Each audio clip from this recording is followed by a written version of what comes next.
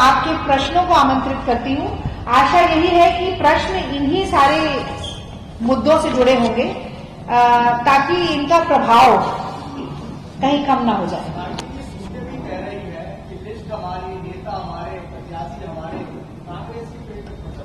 क्योंकि प्रतिक्रिया हमारी, भाई प्रतिक्रिया तो हम देंगे ना, क्योंकि आप अकेले थोड़ी ना चुनाव लड़ रहे हैं, कोई तानाशाही तो है नहीं देश में। चुनाव तो कांग्रेस और भारतीय जनता पार्टी के बीच में है, तो जैसे जैसे Bharatiya Janata party self goal करती जाएगी उसका फायदा कांग्रेस क्यों नहीं उठाएगी? बिल्कुल उठाएंगे, सियासत है ये। तो आप उतारिए ऐसे कैंडिडेट जो लड़ना ही नहीं चाहते, आप दीजिए ऐसे कैंडिडेट जो आप ही के भारतीय जनता पार्टी के नेता कह रहे हैं जिनका कोई वर्चस्व ही नहीं है। अमित शाह एक तारीख को दौरे पर आ रहे हैं, क्या माना जाए इस तरीके से भारतीय जनता पार्टी में विरोध की स्वर देखने को मिल रहे हैं, तो इनके मैनेजमेंट के लिए आ रहे हैं अमित शाह? देखिए, अमित शाह तो कर्नाटक में भी मैनेजमेंट के लिए गए थे, अमित शाह हिमाचल में भी मैनेजमेंट के लिए गए थे। अभी अमित शाह इतनी मैनेजमेंट कर चुके हैं कि वो जो लिफाफे में सामान था वो खाली लिफाफा हो गया। अब उनके आने जाने से कोई फर्क नहीं पड़ रहा है।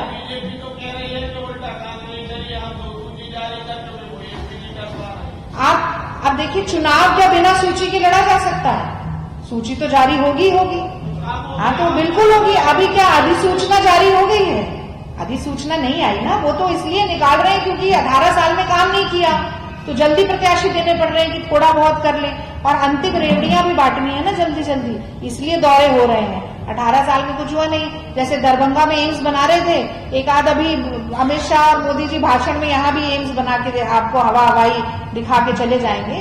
तो इसलिए धीरे धीरे रे मना, धीरे ही सब होए, माली सींचे 100 घड़ा, ऋतु आवे फल होए। ऋतु आने दीजिए, टिकट अपने आप सारी आएंगी और जीतने वाले उम्मीदवारों की आएंगी।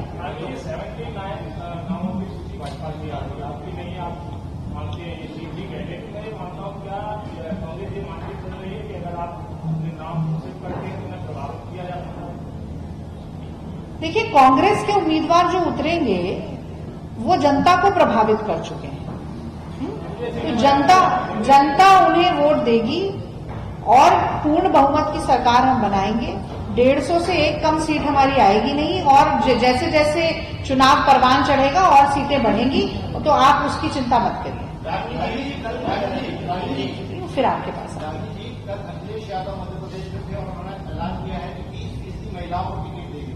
कांग्रेस की 20% महिलाओं को टिकट देने की बात है। देखिए, मुझे लगता है प्रदेश इकाई ये सुनिश्चित करेगी कि ज्यादा से ज्यादा महिलाएं लड़ें, और चूंकि हम मन, वचन और कर्म से मानते हैं कि 33% प्रतिनिधित्व तो महिलाओं का होना चाहिए, चुनाव में भी और संगठन में भी।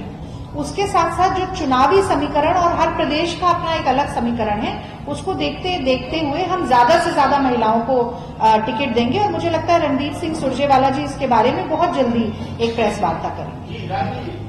कुनबे की कलह का आप लोगों ने कहा कि हम नियुक्त करेंगे, भाजपा ने जो लिस्ट जारी की है 79, लेकिन ऐसा क्या कांग्रेस अब फूट कर कदम रखेगी कि लिस्ट जब कांग्रेस की जारी होगी तो आपके कुनबे में कलह होगी?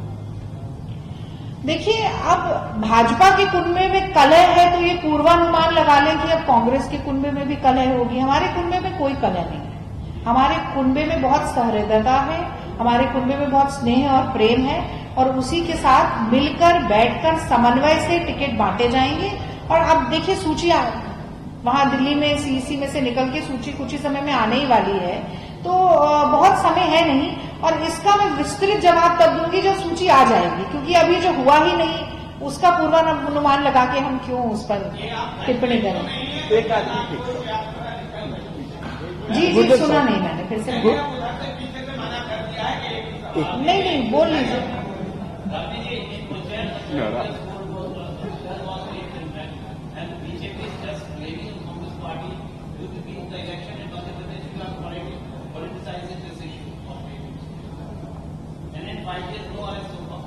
See, I think this is very unfortunate that the Bharatiya Janata Party is relating Congress Party's reaction to this troubling incident as a political stunt. I think it only reflects the fact that Bharatiya Janata Party and Modi government and Shivraj government is totally insensitive to the predicament of women in a state run by BJP, and also a center which is run by the current regime headed by the Modi government. I am very, very surprised that they find our reaction as a political political stunt. I think they should have paid more emphasis on the fact that NCRB makes it pretty clear that Madhya Pradesh is a state in which most rapes happen in the country. Every day, 18 women are raped in Madhya Pradesh.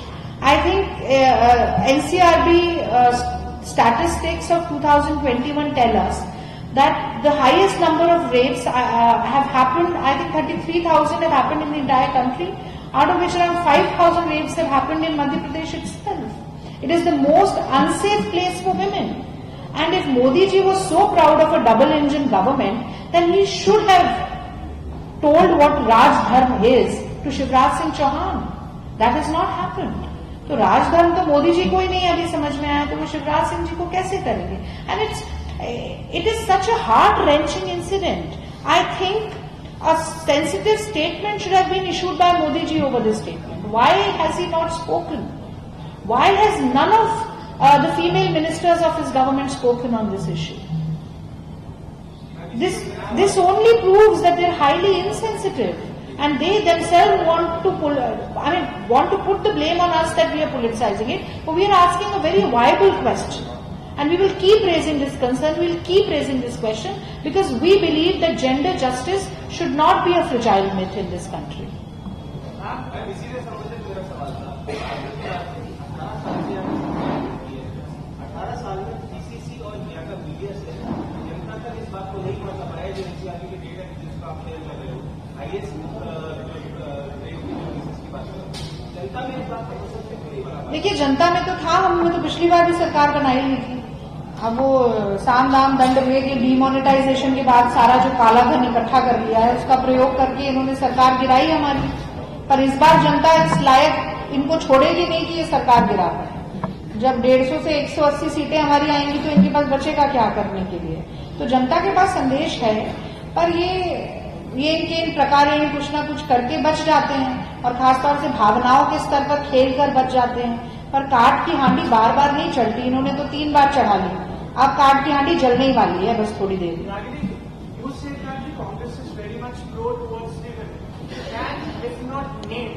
Assure us that within the forthcoming election, if your party comes into power, then we will have at least this much people in cabinet as female ministers. That is, or you will have some sort of female high officers. My friend, I can only assure that we will provide maximum number of women. It is not my purview to say. I cannot say. This is a decision which the PCC president, the general secretary in charge, they are going to sit together, and all the senior leaders of Madhya Pradesh are going to sit together and decide upon it. And once we form government, we will see how many number of women have won, how many number of men have won, and who all would be given a representation. It's a long exercise, but हम सबसे ज़्यादा देंगे, I can assure you that. Obviously, yes. We believe in women representation. Should I take it in this way that it's all based on numbers and not on gender? If it was not based on gender, then I wouldn't have said that we are going to give maximum number of tickets to women also, which I said in Hindi to a different question. And let me then kind of, even say this, it is the Congress party who has been doing this. We gave the first woman Prime Minister, Indira Ji. We gave the first woman President, Srimati Pratibha Patil. We gave the first Lok Sabha Speaker, Meera Kumar. We gave the first woman Chief Minister, Sucheta Kriplani. We made the first woman Governor, Sarojini Naidu. So we have been doing this. और वो कहते हैं ना, track record से पता चल जाता है। मैं तो एक साधारण सा सवाल पूछती हूँ, भाजपा का सरसंघचालक कब महिला बनेगी? कब महिला को बनाएंगे? भारतीय जनता पार्टी ने तमाम दिग्गज नेताओं को मैदान में उतारा है, क्या उनके सामने कांग्रेस की तरफ से दोबारा कमलनाथ की देखिए, कौन चुनाव लड़ेगा उसके ऊपर मैं आज की प्रेस वार्ता में आपको जवाब नहीं दे सकती, क्योंकि वो मेरी सीमा से बाहर का प्रश्न है। उसके ऊपर संगठन निर्णय लेगा, और जब लेगा तो वो सूची में नाम आपको सामने दिखेगा। उसके ऊपर मैं आज आपको जवाब दे ही नहीं सकती।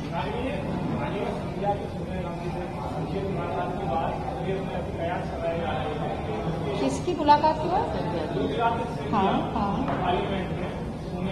उसके बाद ये कयास बताया जा रहा है कि उनके लोगों से टिकट कटने के बाद ऐसा कुछ है क्या?